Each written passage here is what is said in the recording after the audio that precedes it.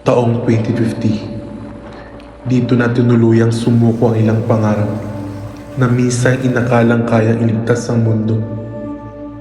Ang pamayanang dapat ay ligtas at matatag, unti-unting nilamon ng tubig at katahimikan. Ang tubig na dapat ay malinis, naging ala-ala sa mga lugar na matagal nang lumulubog.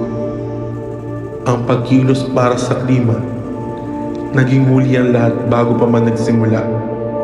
At ang lupang dapat ay naalagaan, halos wala nang natirang masisulungan ng buhay. Marami ang nagsabing, may oras pa sana.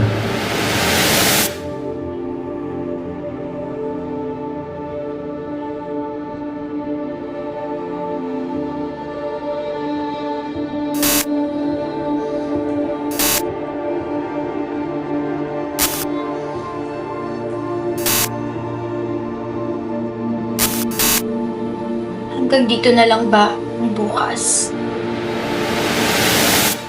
Kumusta ka? Ano ang pinakamabigat mong pasan ngayon? Parang ulit na ang lahat. Ulit-ulit ang baha. Ulit-ulit ang pangako.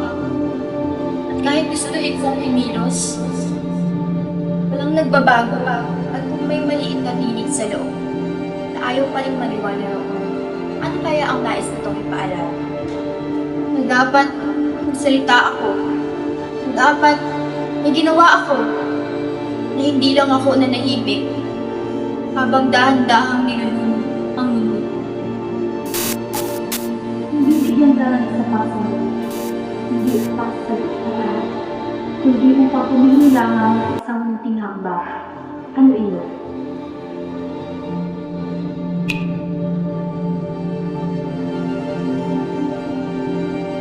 Kung may makarinig mo ito, huwag niyo hintayin tuluyang lumubog ang lahat bago pa kayo magsimula. Hindi kailangang maging bayani. Kailangan lang huwag matahimik.